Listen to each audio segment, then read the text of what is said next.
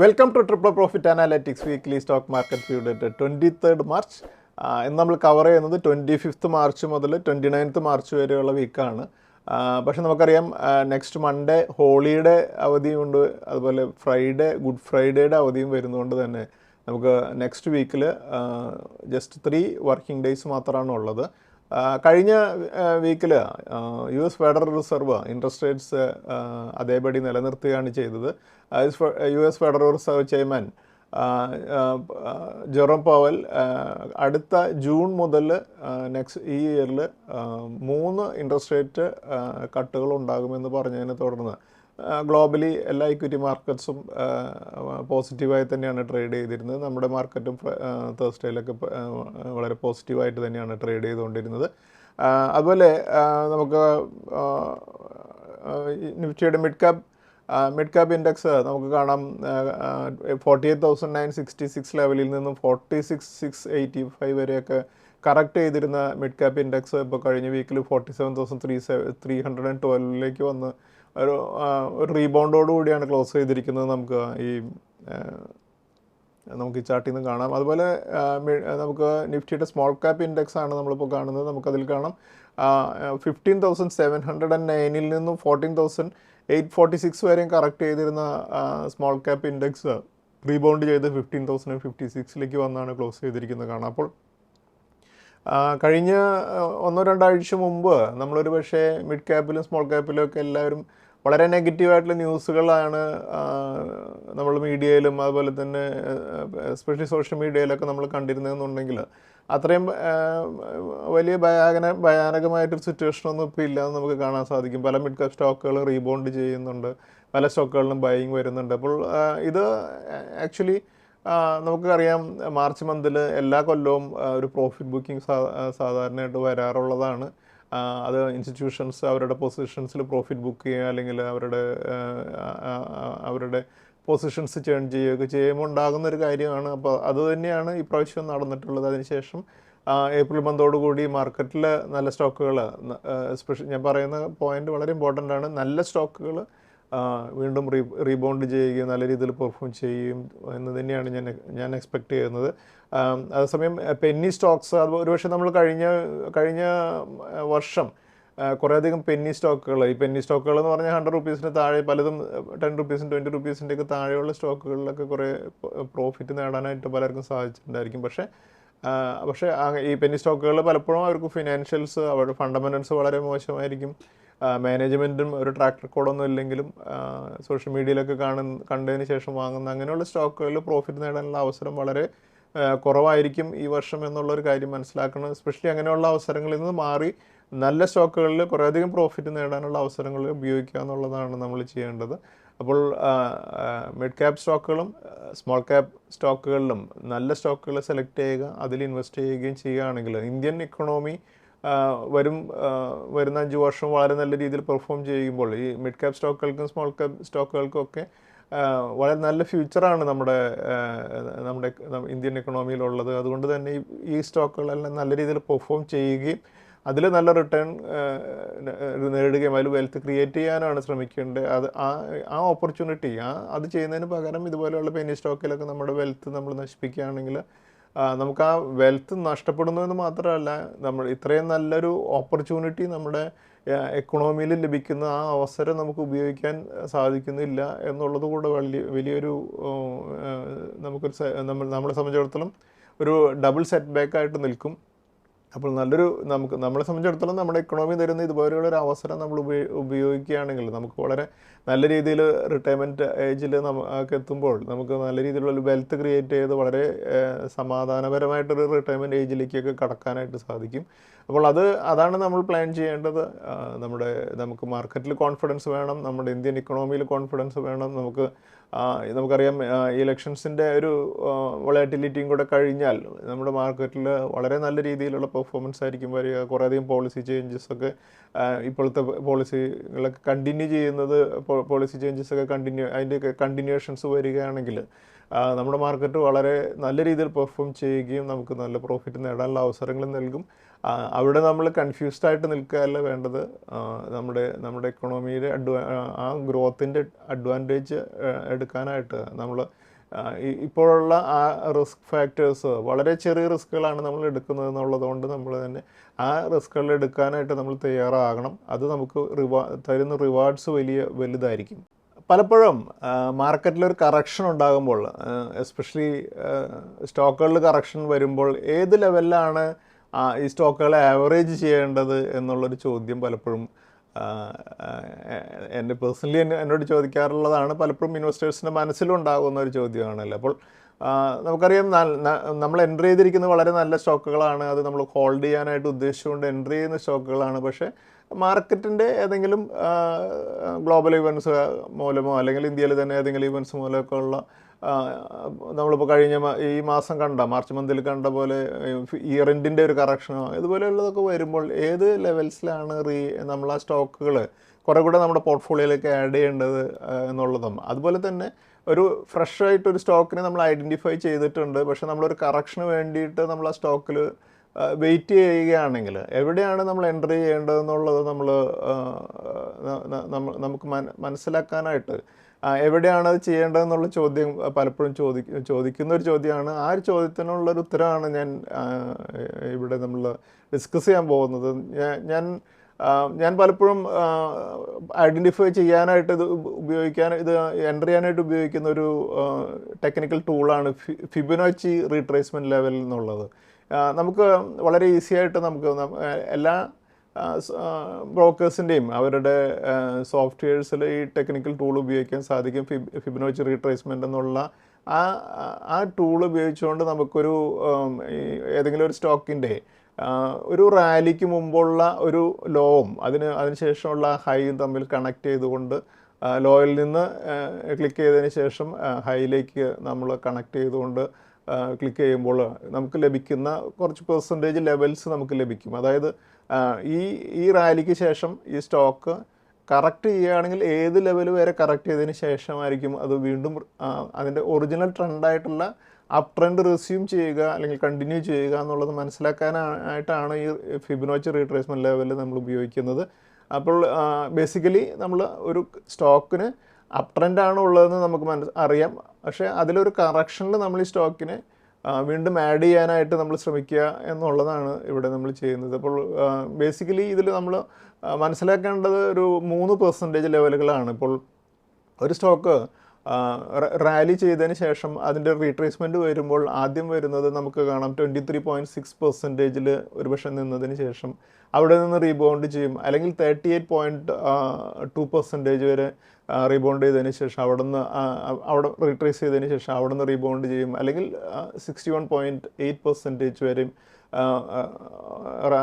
ഒരു കറക്ഷന് ശേഷമായിരിക്കും അവിടെ നിന്ന് റീബൗണ്ട് ചെയ്യുന്നത്. അപ്പോൾ ഈ 3 ലെവലുകളിൽ നമ്മൾ നോട്ട് ചെയ്ത് വെക്കുകയാണെങ്കിൽ നമുക്ക് വളരെ നല്ല രീതിയിൽ ഇതിൻ്റെ എൻട്രി ലെവൽസ് ലഭിക്കും. അപ്പോൾ ഒരു സ്റ്റോക്ക് നമുക്കിപ്പോൾ എക്സാമ്പിൾ ഒരു റാലിക്ക് ശേഷം അത് 61.8% കറക്റ്റ് ചെയ്തതിന് ശേഷമാണ് ട്രേഡ് ചെയ്യുന്നതെന്നുണ്ടെങ്കിൽ ആ ലെവലിൽ ഇതൊരു വലിയൊരു സെൽ ഓഫിന് ശേഷം ട്രേഡ് ചെയ്യുകയും നോർമൽ ലെവലിൽ നോക്കുകയാണെങ്കിൽ എല്ലാവരും മാർക്കറ്റിൽ ഒരു ഫിയർ ഗ്രിപ്പിലായിരിക്കും അല്ലേ. നമുക്കിപ്പോൾ അറിയാം, പ്രത്യേകിച്ച് നമുക്കിപ്പോഴത്തെ ഈ മാർക്കറ്റ് കണ്ടീഷനിൽ അറിയാം, ഒരു സ്റ്റോക്ക് വാങ്ങുന്നതിന് എല്ലാവരും ഭയന്ന് നിൽക്കുകയാണ് അല്ലേ. അപ്പോൾ ആ ലെവലിൽ നമ്മളൊരു എൻട്രി എടുക്കുകയാണെങ്കിൽ സ്റ്റോക്ക് അവിടെ നിന്ന് വലിയൊരു റാലിയോടുകൂടി മുമ്പുണ്ടായിരുന്ന ഹൈ ബ്രേക്ക് ചെയ്തൊരു ഹൈ ലെവൽസിലേക്ക് പോവുകയാണെങ്കിൽ നമുക്കൊരു പക്ഷേ വളരെ ലോവർ ലെവലിൽ എൻട്രി ലഭിക്കുന്നതുകൊണ്ട് തന്നെ നമ്മുടെ പ്രോഫിറ്റ് സാധാരണ എൻട്രിയേക്കാളൊക്കെ വളരെ കൂടുതൽ ലഭിക്കാനുള്ള സാധ്യതയുണ്ട്. അപ്പോൾ നമ്മളിപ്പോൾ ഈ പറഞ്ഞൊരു പോയിൻറ്റ്സ് നമുക്ക് തിയറി പറയുമ്പോൾ പെട്ടെന്ന് മനസ്സിലാകുന്നില്ല എന്നുണ്ടെങ്കിൽ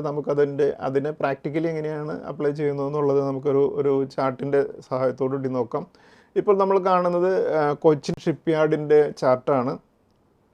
നമുക്ക് കാണാം ഈ സ്റ്റോക്ക് 316 എന്നുള്ള ലെവലിൽ നിന്നും ഒരു റാലിയോടുകൂടി 629 വരെ മൂവ് ചെയ്തിരിക്കുന്നു. അപ്പോൾ ഇതിൽ നമ്മളൊരു ലോങ് ഹൈയും സെലക്ട് ചെയ്യുന്നിടത്ത്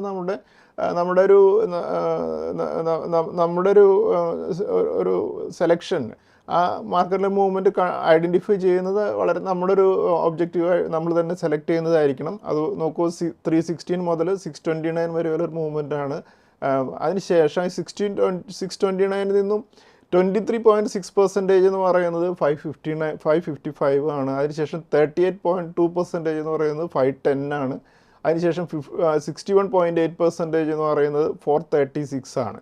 അപ്പോൾ നമുക്കിതിൽ കാണാം ഈ 629 ടെസ്റ്റ് ചെയ്തതിന് ശേഷം കൊച്ചിൻ ഷിപ്പ് യാർഡ് അതിൽ 61.8% ഈ 316 മുതൽ 629 വരെയുള്ള മൂവ്മെൻറ്റിൻ്റെ 61.8%ൻ്റെ റീട്രേസ്മെൻ്റ് ആണ് 435 എന്നുള്ളത് അല്ലേ. അപ്പോൾ ഈ 435 എന്നുള്ള ലെവൽ നമുക്ക് നേരത്തെ ഐഡൻറ്റിഫൈ ചെയ്ത് വെക്കാൻ സാധിക്കും. കാരണം ഇത് സ്റ്റോക്ക് ഒരു കറക്ഷൻ സ്റ്റാർട്ട് ചെയ്യുമ്പോൾ 629 നിന്നും നമ്മളൊരു കറക്ഷൻ സ്റ്റാർട്ട് ചെയ്യുമ്പോൾ നമുക്ക് ഈ ലൈൻ വരച്ച് നമുക്ക് നേരത്തെ തന്നെ ഐഡൻറ്റിഫൈ ചെയ്ത് വെക്കാൻ സാധിക്കും. ഈ 435 ലെവലിലേക്ക് സ്റ്റോക്ക് കറക്റ്റ് ചെയ്ത് കഴിഞ്ഞാൽ നമുക്കിവിടെ എൻട്രി എടുക്കുകയാണെങ്കിൽ നമുക്കറിയാം ആ ലെവലിൽ ഈ മോസ്റ്റ് ഓഫ് ദ ടെക്നിക്കൽ ഇൻഡിക്കേറ്റേഴ്സും സെല്ല് കാണിക്കുന്ന ഒരു സമയത്തായിരിക്കും നമ്മൾ ഈ സ്റ്റോക്കിൽ ഒരു എൻട്രി എടുക്കുന്നത്. നമുക്കറിയാം കൊച്ചിൻ ഷിപ്പ് യാർഡ് എന്നുള്ള സ്റ്റോക്ക് വളരെ നല്ല സ്റ്റോക്കാണ്. അത് ആ സ്റ്റോക്കിൽ ഇൻവെസ്റ്റ് ചെയ്താൽ നല്ല റിട്ടേൺ ലഭിക്കുമെന്നുള്ള കാര്യം നമുക്കറിയാം. പക്ഷേ ഈ സ്റ്റോക്കിൻ്റെ ഒരു റാലിക്ക് ശേഷമുള്ള ഒരു കറക്ഷനിൽ നമ്മൾ ഇൻവെസ്റ്റ് ചെയ്തിട്ടുണ്ടെങ്കിൽ ഇത് ഈ 435 ലെവലിൽ നമ്മളൊരു ആവറേജ് ചെയ്യാനായിട്ട് ഉപയോഗിക്കാം. അല്ല എന്നുണ്ടെങ്കിൽ നമുക്കൊരു പക്ഷേ ഈ ആദ്യത്തെ റാലിക്ക് നമുക്ക് ഇൻവെസ്റ്റ് ചെയ്യാനായിട്ട് നമുക്ക് മിസ്സായിട്ടുണ്ടെന്നുണ്ടെങ്കിൽ എൻട്രി ലഭിക്കാനായിട്ട് നമുക്ക് ഈ 435 അല്ലെങ്കിൽ 440 ലെവലിലൊക്കെ എത്തുമ്പോൾ നമുക്ക് എൻട്രി എടുക്കാനായിട്ടും ഉപയോഗിക്കാം. അപ്പോൾ അതിനുശേഷം നമുക്ക് കാണാം ഈ സ്റ്റോക്ക് പിന്നീട് ഈ സ്റ്റോക്ക് വലിയൊരു റാലിയോടെ പോയിട്ട് 704 പിന്നെ 945 വരെയൊക്കെ പോകുന്നത് നമുക്ക് ഇവിടെ കാണാൻ സാധിക്കില്ല. അപ്പോൾ ഇങ്ങനെയാണ് നമ്മളിവിടെ ഫിബൊനാച്ചി റീട്രേസ്മെൻ്റ് എന്നുള്ള ഒരു ടെക്നിക്കിനെ നമ്മൾ ഉപയോഗിക്കുന്നത്. കൊച്ചിൻ ഷിപ്പ് യാർഡിൽ ഈ ഒരു എക്സാമ്പിൾ കൃത്യമായിട്ട് നമുക്കത് ആ ഒരു സ്റ്റോക്കിൻ്റെ നമ്മൾ ഐഡൻറ്റിഫൈ ചെയ്തൊരു സ്റ്റോക്കിൽ നമ്മൾ ആവറേജ് ചെയ്യുന്നത് 435 ആണെന്നുണ്ടെങ്കിൽ നമുക്ക് ഒരു ഹ്യൂജ് പ്രോഫിറ്റ് നേടാനുള്ള അവസരം തരുന്നത് നമുക്ക് കാണാൻ സാധിക്കും. അതുപോലെ ഇപ്പോൾ കാണുന്നത് എൻജിനീയേഴ്സ് ഇന്ത്യ എന്നുള്ള സ്റ്റോക്കാണ്. ഇവിടെ നമ്മൾ കാണുന്നത് ഇപ്പോൾ ഈ സ്റ്റോക്ക് ഒരു 116 മുതൽ 116 ആണ് ഈ സ്റ്റോക്കിൻ്റെ കഴിഞ്ഞൊരു സ്വിംഗ് ലോ എന്നുള്ളത് നമുക്ക് കാണാൻ സാധിക്കുമല്ലോ. അതിനുശേഷം കഴിഞ്ഞൊരു സ്വിംഗ് ഹൈ വരുന്നത് 273 ലെവലിലാണ്. ആ ലെവല് ഈ രണ്ട് പോയിൻറ്റ്സിനെയും കണക്ട് ചെയ്തുകൊണ്ട് നമ്മളൊരു ഫിബൊനാച്ചി റീട്രേസ്മെൻറ്റ് ലെവൽസ് വരയ്ക്കുകയാണെങ്കിൽ നമുക്ക് കാണാം ഈ സ്റ്റോക്കിൻ്റെ ഒരു 38.2% വരുന്നത് 213 ആണ്. ആ ലെവലിലും ഈ സ്റ്റോക്കിൻ്റെ കറക്ഷനിൽ നിൽക്കുന്നില്ല. അതിനുശേഷം 61.8% വരുന്നത് 176 ലെവലിലാണ്. ആ ലെവൽ വന്നതിന് ശേഷം നമുക്ക് കാണാം ഈ സ്റ്റോക്ക് റീബൗണ്ട് ചെയ്ത് 198 ലെവലിലേക്ക് മൂവ് ചെയ്തിരിക്കുന്നത്. അപ്പോൾ ഇവിടെ നമുക്ക് ബേസിക്കലി ഞാൻ ഉപയോഗിക്കുന്നത് എപ്പോഴും നമ്മൾ ഈ റീട്രേസ്മെൻറ്റ് ലെവൽ എന്ന് പറയുന്നതിൽ 61.8%ലേക്ക് വരികയാണെങ്കിൽ അതൊരു വളരെ ഡീപ്പായിട്ടൊരു കറക്ഷന് ശേഷം ആണ് നമുക്ക് ആ എൻട്രി ലഭിക്കുന്നത്. അതുകൊണ്ട് തന്നെ ഇവിടെ കുറേ കൂടി കോൺഫിഡൻ്റ് ആയിട്ട് നമുക്ക് ഈ ടൂൾ അപ്ലൈ ചെയ്യാം. അപ്പോൾ ബേസിക്കലി നമുക്കൊരു സ്റ്റോക്കിൽ 61.8%ൻ്റെ കറക്ഷനോട് കൂടി ഇത് അപ്ലൈ ചെയ്യാൻ സാധിക്കുകയാണെങ്കിൽ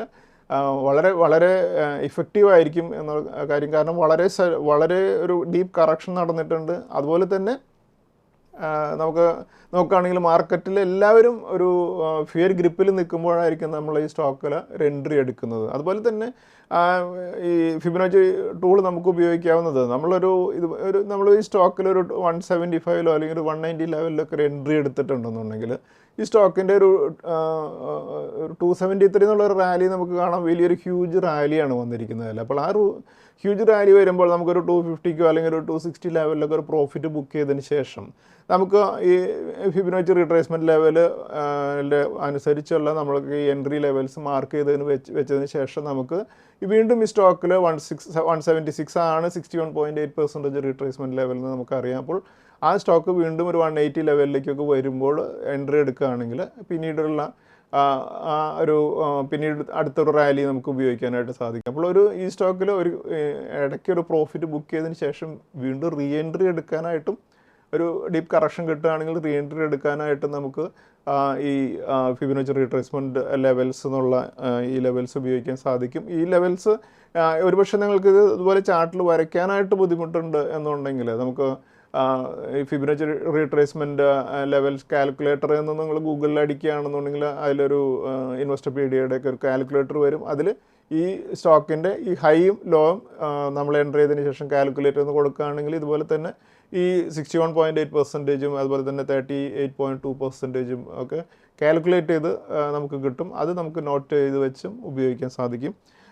അതുപോലെ നമ്മളിപ്പോൾ കാണുന്നത് ഗ്രാനുൾസ് എന്നുള്ള സ്റ്റോക്കിലാണ്. അപ്പോൾ ഗ്രാനുൾസിൻ്റെ നമുക്കൊരു ഇതുപോലെയുള്ള ഒരു റിട്രേസ്മെൻറ്റ് ലെവൽസ് നോക്കുമ്പോൾ നമുക്ക് 287 മുതൽ 480 വരെയാണ് ഈ സ്റ്റോക്കിൻ്റെ ഒരു റാലി വന്നിട്ടുള്ളത്. അപ്പോൾ 287 നിന്നും 480 നമ്മളൊരു ഫിബൊനാച്ചി റിട്രേസ്മെൻറ്റ് ലെവൽസ് നമ്മൾ വരയ്ക്കുകയാണ്. അപ്പോൾ നമുക്ക് കാണാം ഇതിൻ്റെ 38.2%-ൽ 406 ആണ്. ആ ലെവലിൽ വന്നതിന് ശേഷം ഒരു സപ്പോർട്ട് എടുത്ത് അതിന് ശേഷം സ്റ്റോക്ക് തിരിച്ച് റിബൗണ്ട് ചെയ്ത് നമുക്ക് 435 പോകുന്നതാണ്. അപ്പോൾ ഇവിടെ നമുക്ക് 38.2% എന്നുള്ള ആ ലെവലിലാണ് ആ സപ്പോർട്ട് ലഭിച്ചിരിക്കുന്നത് നമുക്ക് കാണാൻ സാധിക്കും.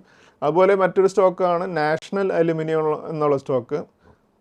ഈ സ്റ്റോക്കിൽ നമുക്ക് കാണാം അതിലൊരു 102 എന്നുള്ള ലെവലിൽ നിന്നാണ് ഈ സ്റ്റോക്ക് 170 ലെവലിലേക്ക് മൂവ് ചെയ്തിരിക്കുന്നത് അല്ലേ. അപ്പോൾ ആ ലെവലുകൾ 102 മുതൽ 170 വരെയുള്ള ലെവൽസിനെ കണക്ട് ചെയ്തുകൊണ്ട് നമ്മളൊരു ഫിബൊനാച്ചി റീട്രേസ്മെൻറ്റ് വരയ്ക്കുകയാണെന്നുണ്ടെങ്കിൽ നമുക്ക് കാണാം സ്റ്റോക്കിൻ്റെ 61.8% റീട്രേസ്മെൻറ്റ് എന്ന് പറയുന്നത് 130 ലെവലിലാണ്.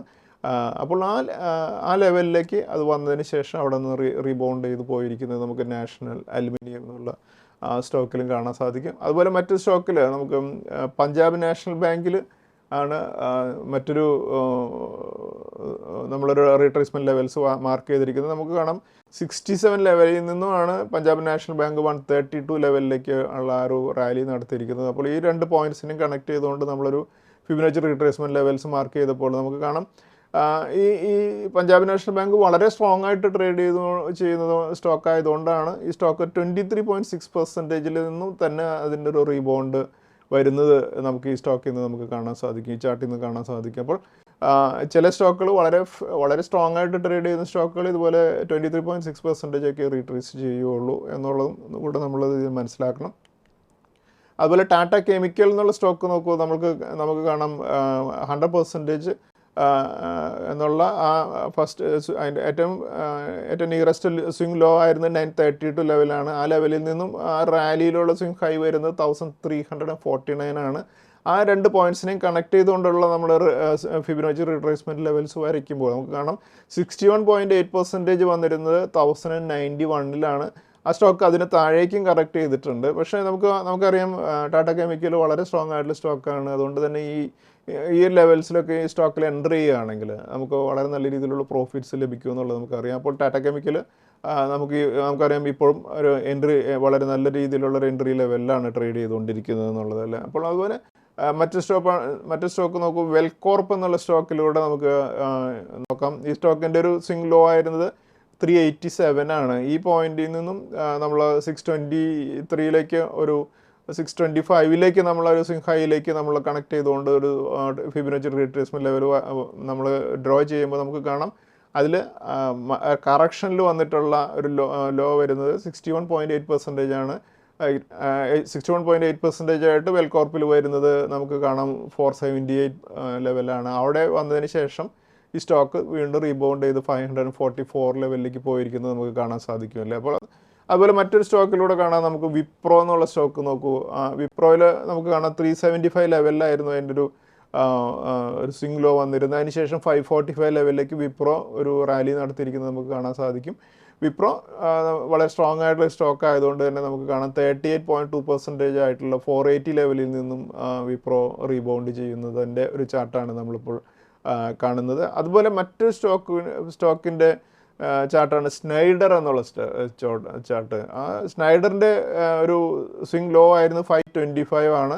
ആ സ്റ്റോക്കിൻ്റെ ഒരു സ്വിംഗ് ഹൈ വന്നിരിക്കുന്നത് 730 ആണ് അല്ലേ. അപ്പോൾ ഈ 525 നിന്നും 730 ഒരു ഫിബൊനാച്ചി റീട്രേസ്മെൻറ്റ് ചാർട്ട് നമ്മൾ വരയ്ക്കുമ്പോൾ നമുക്ക് കാണാം 61.8% വന്നിരുന്നത് 603 ആ ലെവലിന് താഴേക്ക് സ്റ്റോക്ക് മൂവ് ചെയ്തു, ഒരു 568 വരെ മൂവ് ചെയ്തു എന്നുണ്ടെങ്കിലും വളരെ പെട്ടെന്ന് തന്നെ റീട്രേസ് ചെയ്ത് 650 ലെവലിലേക്ക് മൂവ് ചെയ്തിരിക്കുന്നത് കാണാം. അപ്പോൾ നമ്മളൊരു 61.8% എന്നുള്ള ആ റീട്രേസ്മെൻറ്റ് ലെവൽ നേരത്തെ മാർക്ക് ചെയ്ത് നമുക്ക് കാണാം ഈ കഴിഞ്ഞ മാസത്തിൽ മാർക്കറ്റിൻ്റെ സെൽ ഓഫ് വരുമ്പോൾ എല്ലാ സ്റ്റോക്കിൻ്റെ ഒപ്പം ഈ സ്റ്റോക്കും കറക്റ്റ് ചെയ്തു എന്നുണ്ടെങ്കിൽ നമുക്കൊരു 603 ലെവലിൽ ഈ സ്റ്റോക്കിൽ എൻ്റർ ചെയ്യുകയാണെന്നുണ്ടെങ്കിൽ വളരെ നല്ല പ്രോഫിറ്റ് വളരെ പെട്ടെന്ന് തന്നെ നേടാനുള്ള ഒരു അവസരമാണ് സ്നൈഡർ എന്നുള്ള സ്റ്റോക്ക് നമുക്ക് നൽകിയിരിക്കുന്നത് നമുക്ക് കാണാൻ സാധിക്കും. അപ്പോൾ ഫിബൊനാച്ചി റിട്രേസ്മെൻ്റ് എന്നുള്ള ഒരു ലെവലിനെ കുറിച്ച് നമ്മൾ മനസ്സിലാക്കുകയും അതെങ്ങനെയാണ് കാൽക്കുലേറ്റ് ചെയ്യേണ്ടതെന്നുള്ളതും വളരെ സിമ്പിളായിട്ട് ചെയ്യാവുന്ന ഒരു കാര്യമാണ്. എപ്പോഴും നമ്മളൊരു ആരെങ്കിലും ഡിപ്പെൻഡ് ചെയ്ത് എവിടെയാണ് ആവറേജ് ചെയ്യേണ്ടതെന്നുള്ളത് ചെയ്യുക എന്നുള്ളത് ഒരു പ്രാക്ടിക്കൽ ആയിട്ടുള്ളൊരു കാര്യമല്ല. അതുകൊണ്ട് തന്നെ ഈ ഒരു ടെക്നിക്ക് പലരും പഠിച്ചു വെക്കുകയാണെങ്കിൽ എവിടെയാണ് മാർക്കറ്റിൻ്റെ ഒരു കറക്ഷൻ സമയത്ത് എല്ലാവരും പാനിക്കായിട്ട് നിൽക്കുന്ന ഒരു സമയത്ത് നമ്മൾ എവിടെയാണ് ഈ സ്റ്റോക്കിനെ ആഡ് ചെയ്യേണ്ടത് എന്നുള്ളതും അതുപോലെ നമുക്കൊരു സ്റ്റോക്കിൽ ഫ്രഷ് എൻട്രി എടുക്കേണ്ടതെന്നുള്ള കാര്യമൊക്കെ നമ്മൾ ഐഡൻറ്റിഫൈ ചെയ്തല്ലോ സ്റ്റോക്കിൽ എൻട്രി എടുക്കേണ്ടതെന്നുള്ളതും അതുപോലെ തന്നെ മറ്റൊരു കാര്യം ഒരു സ്റ്റോക്ക് വലിയൊരു റാലി നടത്തുമ്പോൾ പ്രോഫിറ്റ് ബുക്ക് ചെയ്തതിന് ശേഷം ആ സ്റ്റോക്കിൽ തന്നെ വീണ്ടും അടുത്ത എൻട്രി എടുക്കാനായിട്ട് ഏതൊരു ലെവലിലാണ് എൻട്രി എടുക്കേണ്ടത് എന്നുള്ളത് ഐഡൻറ്റിഫൈ ചെയ്യാനൊക്കെ ഫിബൊനാച്ചി റിട്രേസ്മെൻ്റ് എന്നുള്ള ഒരു ലെവൽ എൻ്റെ കാൽക്കുലേഷനും അതിൻ്റെ ആപ്ലിക്കേഷനും വളരെ പ്രാക്ടിക്കലായിട്ട് യൂസ് ചെയ്യാൻ സാധിക്കുന്ന ഒരു കാര്യമാണ്. അതുകൊണ്ട് ഫിബൊനാച്ചി റിട്രേസ്മെൻ്റ് തന്നെ ഉപയോഗിക്കാം എന്നല്ല ഞാൻ പറയുന്നത്, ഇതൊരു പ്രധാനപ്പെട്ട ഒരു ടൂളായിട്ട് ഉപയോഗിക്കാം. അതോടൊപ്പം മറ്റ് മാർക്കറ്റിൻ്റെ കണ്ടീഷൻസും മറ്റുള്ള ഇതുപോലെയുള്ള നമുക്കറിയാം ഇപ്പോൾ മാർച്ച് മന്തിൽ ഇങ്ങനെയുള്ള കറക്ഷന് വരുമെന്ന് ആൻറ്റിസിപ്പേറ്റ് ചെയ്തുകൊണ്ട് നമുക്ക് കുറച്ച് പ്രോഫിറ്റ്സ് ബുക്ക് ചെയ്തതിന് ശേഷം എൻട്രി ചെയ്യാനായിട്ട് ഇതുപോലെയുള്ള കാര്യങ്ങളൊക്കെ ചെയ്തു വയ്ക്കാൻ സാധിക്കും. നമുക്കറിയാം ഫെബ്രുവരി മന്തിലും ഒക്കെ നമ്മൾ വളരെ നേരത്തെ തന്നെ പറയാറുള്ളതാണ് മാർക്കറ്റിലൊരു പ്രോഫിറ്റ് ബുക്കിങ്ങിൻ്റെ ടൈമാണ് വരാൻ പോകുന്നത്. അതുകൊണ്ട് തന്നെ പ്രോഫിറ്റ് വളരെ നല്ല റാലി ലഭിച്ച സ്റ്റോക്കുകൾ പ്രോഫിറ്റ് ബുക്ക് ചെയ്യണം എന്നുള്ള കാര്യമൊക്കെ നമ്മൾ പല വീഡിയോയിലും റിപ്പീറ്റായിട്ട് പറഞ്ഞുകൊണ്ടിരുന്നതാണല്ലോ. അപ്പോൾ അതുപോലെ ഉള്ള അവസരങ്ങളിലൊക്കെ നമുക്ക് ഉപയോഗിക്കാവുന്ന ഒരു കാര്യമാണ് ഫിബൊനാച്ചി റിട്രേസ്മെൻറ്റ് എന്നുള്ള ഈ ടെക്നിക്ക്. ഇതിൻ്റെ ഡീറ്റെയിൽസ് എന്താണ് ഫിബൊനാച്ചി റിട്രേസ്മെൻറ്റ് എന്നുള്ളതോ അല്ലെങ്കിൽ ഇത് ഫിബൊനാച്ചി സീരീസ് എന്താണെന്നൊക്കെയുള്ള കാര്യങ്ങൾ നിങ്ങൾ ഗൂഗിളിൽ ജസ്റ്റ് ടൈപ്പ് ചെയ്ത് കഴിഞ്ഞാൽ അതിൻ്റെ ഡീറ്റെയിൽഡായിട്ടുള്ള കുറേയധികം കാര്യങ്ങൾ നിങ്ങൾക്ക് ഗൂഗിളിൽ നിന്ന് തന്നെ ലഭിക്കും. നമുക്ക് കഴിഞ്ഞൊരു വർഷത്തിന് ഉള്ളിൽ വളരെ മാർക്കറ്റിൻ്റെ എല്ലാ സ്റ്റോക്കുകളും വളരെ നല്ല രീതിയിൽ പെർഫോം ചെയ്യുമ്പോൾ ഒരു IPO നടന്നൊരു സ്റ്റോക്കായിരുന്നു സൊമാറ്റോ എന്നുള്ള സ്റ്റോക്ക് അല്ലേ. അപ്പോൾ അതിനുശേഷം ഈ സൊമാറ്റോ എന്നുള്ള സ്റ്റോക്ക് 169 ഒരു ഹൈ സെറ്റ് ചെയ്തതിന് ശേഷം വലിയൊരു കറക്ഷനിലൂടെ കടന്നു പോവുകയുണ്ടായി. അപ്പോൾ നമ്മൾ IPO നടന്ന ഒരു സമയത്ത് നമ്മുടെ വീഡിയോയിൽ ഡിസ്കസ് ചെയ്തിരുന്നതാണ് സൊമാറ്റോ എന്നുള്ള സ്റ്റോക്ക്. പക്ഷേ കമ്പനി അന്ന് ലോസിലായതുകൊണ്ട് നമ്മളതിന് ബൈ റെക്കമെൻഡേഷനൊന്നും നമ്മൾ പറഞ്ഞിട്ടുണ്ടായിരുന്നില്ല. പക്ഷേ പല റീറ്റെയിൽ ക്ലയൻസും പക്ഷേ സൊമാറ്റോ എന്നുള്ള കമ്പനിയുടെ പേരും അതുപോലെ തന്നെ എല്ലാവർക്കും പരിചയമുള്ളതുകൊണ്ടും പലരുടെ പോർട്ട്ഫോളിയോയിലും ഉണ്ടായിരുന്ന സ്റ്റോക്കായിരുന്നു സൊമാറ്റോ എന്നുള്ളത്. പക്ഷേ ഈ സ്റ്റോക്ക് ഡീപ്പായിട്ടുള്ള കറക്ഷനിലൂടെ ഹെവി സെൽ ഓഫിലൂടെ കടന്നുപോയി 40 രൂപീസ് 60 പൈസ വരെയും ഒരു ലോ സെറ്റ് ചെയ്യുകയുണ്ടായില്ല. അപ്പോൾ പലർക്കും വലിയ ഹെവി ലോസൊക്കെ വന്ന സ്റ്റോക്കാണ്. പലരും ഇത് ആ ലോവർ ലെവലുകളിലൊക്കെ 50 രൂപയ്ക്കൊക്കെ വിറ്റ് കളയുകയുണ്ടായി. പക്ഷേ ഈ സ്റ്റോക്ക് പിന്നീട് കഴിഞ്ഞ ക്വാർട്ടറിലൊക്കെ ഈ സ്റ്റോക്ക് പ്രോഫിറ്റ് ഡിക്ലെയർ ചെയ്യുകയൊക്കെ ചെയ്തതിന് ശേഷം ഈ സ്റ്റോക്ക് വളരെ പതുക്കെ മൂവ് ചെയ്ത് വീണ്ടും 100 രൂപീസിന് മുകളിൽ വരികയും പക്ഷേ വീണ്ടും നമ്മളിത് അപ്വേർഡ് മൂവ്മെൻറ്റ് ഉണ്ടായിരുന്നു എന്നുണ്ടെങ്കിൽ നമ്മൾ അവോയ്ഡ് ചെയ്തിരുന്ന സ്റ്റോക്കായിരുന്നു. വളരെ കോഷ്യസ് ആയിട്ട് ഒരു സ്റ്റാൻഡ് മാത്രമാണ് നമ്മൾ സൊമാറ്റോയിൽ എടുത്തിരുന്നത്. പക്ഷേ 175 ലെവലിലേക്ക് കഴിഞ്ഞ വീക്കിൽ ഈ സ്റ്റോക്ക് മൂവ് ചെയ്ത് വരികയുണ്ടായി. അപ്പോൾ എന്തായാലും ഇത്രയും വലിയൊരു നല്ല രീതിയിൽ ലിസ്റ്റ് ചെയ്യുകയും അതിനുശേഷം ഹെവി ആയിട്ടുള്ള സെൽ ഓഫിലൂടെ കടന്നു പോവുകയും പക്ഷേ വീണ്ടും ഹൈനെ ബ്രേക്ക് ചെയ്ത് പ്രീവിയസ് ഹൈനേക്ക് ബ്രേക്ക് ചെയ്തപ്പോൾ ട്രേഡ് ചെയ്തുകൊണ്ടിരിക്കുകയാണ് സൊമാറ്റോ. അതും നമുക്കറിയാം കഴിഞ്ഞ വീക്കുകളിലൊക്കെ മറ്റ് മിഡ് ക്യാപ് സ്റ്റോക്കുകളിലും സ്മോൾ ക്യാപ് സ്റ്റോക്കുകളിലൊക്കെ വലിയ സെൽ ഓഫ് ഉണ്ടായപ്പോൾ സൊമാറ്റോ നല്ല രീതിയിൽ ട്രേഡ് ചെയ്യുന്നു. അപ്പോൾ സൊമാറ്റോ ശരിക്കും ഒരു മാർക്കറ്റിന് ഒരു കോൺട്രറിയനായിട്ടുള്ള രീതിയിലാണ് ട്രേഡ് ചെയ്തുകൊണ്ടിരിക്കുന്നത്. എന്തായാലും നമുക്ക് സൊമാറ്റോയിൽ ബൈ ഞാൻ റെക്കമെൻഡ് ചെയ്യുന്നില്ല ഇപ്പോഴും. പക്ഷേ നമുക്കത് വളരെ ഇൻട്രസ്റ്റിംഗ് ആയിട്ടുള്ള സ്റ്റോറിയാണ്, നമുക്കത് വാച്ച് ചെയ്യാം. ഞങ്ങളുടെ ഗോൾഡൻ പിക്ക് സീരീസിൽ ഗോൾഡൻ പിക്ക് 6 ഞങ്ങൾ നെക്സ്റ്റ് വീക്കിൽ റിലീസ് ചെയ്യുന്നുണ്ട്. ഈ ഗോൾഡൻ പിക്ക് സബ്സ്ക്രൈബ് ചെയ്യണവർക്ക് ഞങ്ങളുടെ വാട്സപ്പ് നമ്പറിൽ കോൺടാക്റ്റ് ചെയ്യുകയാണെങ്കിൽ നിങ്ങൾക്ക് അടുത്ത വീക്കിൽ വളരെ നല്ല രീതിയിൽ ഒരു മാർക്കറ്റിൻ്റെ കറക്ഷൻ സമയത്ത് എൻ്റർ ചെയ്യുന്നതുകൊണ്ട് തന്നെ വളരെ നല്ല രീതിയിൽ പെർഫോം ചെയ്യാവുന്ന ഏറ്റവും ഷോർട്ട് പീരീഡിൽ തന്നെ ഒരു റിട്ടേൺ ലഭിക്കാവുന്ന രീതിയിലുള്ള സ്റ്റോക്കാണ് ഞങ്ങൾ റെക്കമെൻഡ് ചെയ്യുന്നത്. അതുകൊണ്ട് ഈ സ്റ്റോക്ക് സബ്സ്ക്രൈബ് ചെയ്യണവർക്ക് ഞങ്ങൾ വാട്സപ്പ് നമ്പറിൽ കോൺടാക്റ്റ് ചെയ്യാവുന്നതാണ്. അതുപോലെ തന്നെ ഞങ്ങളുടെ ഡയമണ്ട് പിക്ക് 21 മാർക്കറ്റ് ഒരു കറക്ഷനിൽ ഒരു പുൾ ബാക്കിലാണ് ട്രേഡ് ചെയ്തുകൊണ്ടിരിക്കുന്നത്. ഈ ഡയമണ്ട് പിക്ക് 21 ഗോൾഡൻ പിക്ക് 6 രണ്ടും ഒരു കോംബോ പാക്കായിട്ടും സബ്സ്ക്രൈബ് ചെയ്യണവർക്ക് സബ്സ്ക്രൈബ് ചെയ്യാവുന്ന ഒരു ഓഫർ കൂടെ ഉണ്ട്. അതുപോലെ നമ്മുടെ ട്രിപ്ലസിംഗ് ഡെലിവറി റെക്കമെൻഡേഷൻസ് എന്നുള്ളത് നമ്മുടെ ഏറ്റവും ബേസിക് ആയിട്ടുള്ള പാക്കാണ്. അതിലൂടെയാണ് എല്ലാവരും സ്റ്റോക്ക് മാർക്കറ്റിനെ ട്രിപ്പിൾ പ്രോഫിറ്റ് അനലിറ്റിക്സ് സർവീസിൽ നിന്നും എങ്ങനെയാണ് സ്റ്റോക്ക് മാർക്കറ്റിൽ നിന്ന് വളരെ സേഫായിട്ട് ക്ഷമയോടുകൂടി പ്രോഫിറ്റ് നേടുക എന്നുള്ളത് പഠിക്കുന്നത്. അപ്പോൾ അതിൻ്റെ കഴിഞ്ഞ മാസം ഞങ്ങൾ പ്രോഫിറ്റ് ബുക്ക് ചെയ്ത കുറച്ച് ഫ്യൂ എക്സാമ്പിൾസ് ഒന്ന് നോക്കാം. ഞങ്ങൾ ഗെയിൽ എന്നുള്ള സ്റ്റോക്കിൽ ഞങ്ങൾ എൻ്റർ ചെയ്തിരുന്നത് 170 ലെവലിലാണ്. അതിനുശേഷം ഞങ്ങൾ ഗെയിലിൽ ഞങ്ങൾ പ്രോഫിറ്റ് ബുക്ക് ചെയ്തത് 192 ആണ്. അപ്പോൾ ഒരു 13% പ്രോഫിറ്റ് ഞങ്ങൾക്ക് ഗെയിലിൽ ബുക്ക് ചെയ്യാനായിട്ട് സാധിക്കുകയുണ്ടായി.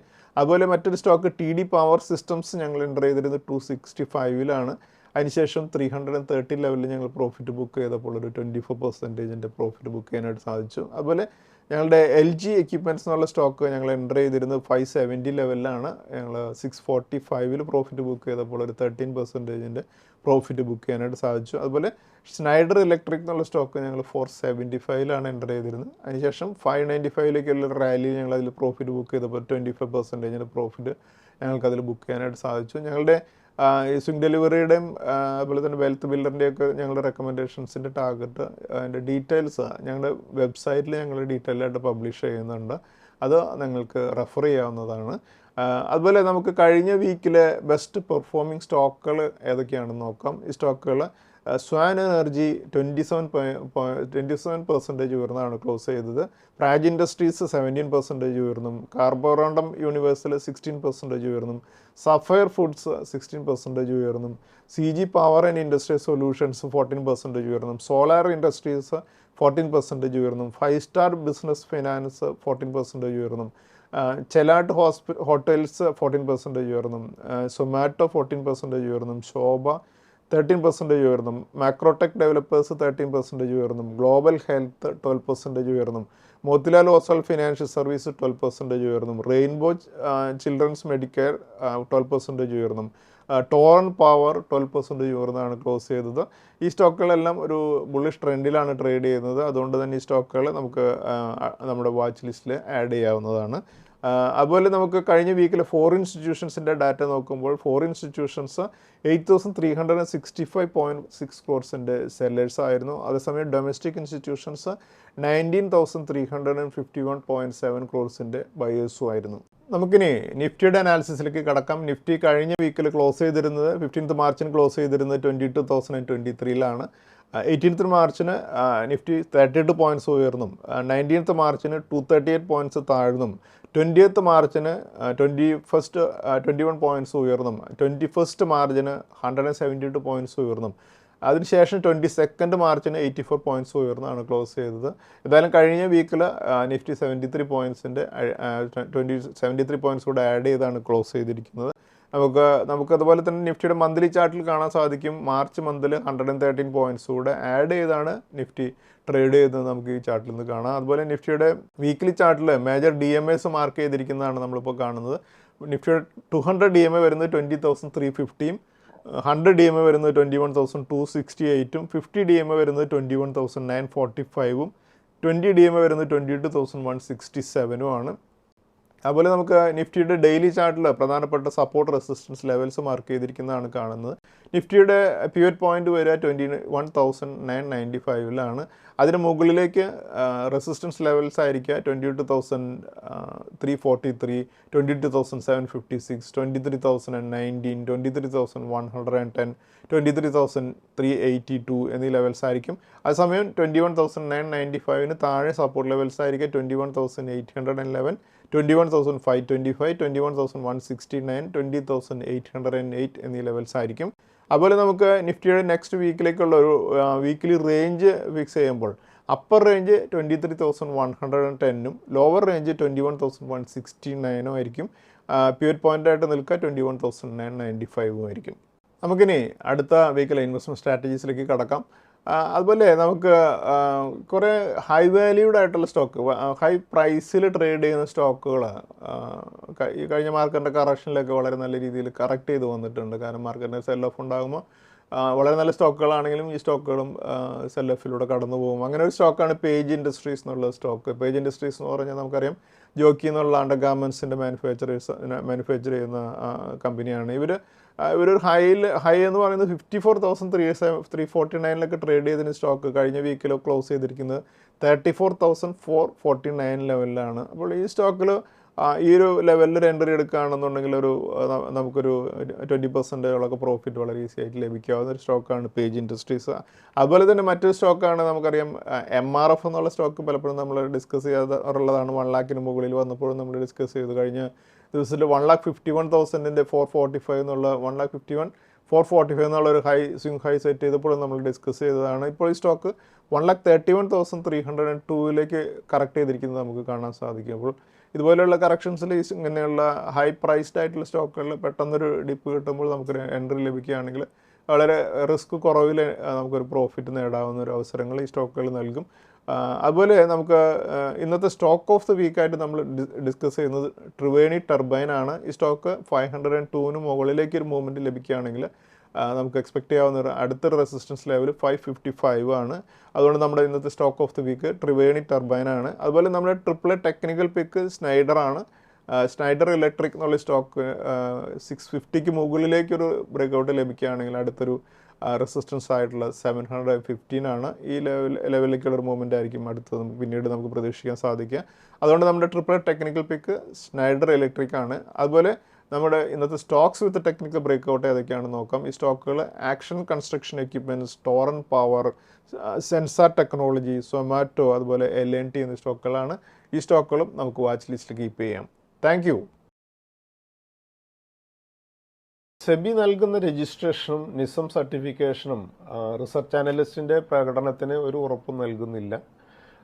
സെക്യൂരിറ്റീസ് മാർക്കറ്റുകളിലെ നിക്ഷേപം നഷ്ടസാധ്യതകൾക്ക് വിധേയമാണ്. നിക്ഷേപിക്കുന്നതിന് മുമ്പ് ബന്ധപ്പെട്ട എല്ലാ രേഖകളും ശ്രദ്ധാപൂർവം വായിക്കുക. ഇന്ന് ഉദ്ധരിച്ച സെക്യൂരിറ്റികൾ ഉദാഹരണങ്ങൾ മാത്രമാണ്, റെക്കമെൻഡേഷൻസ് അല്ല.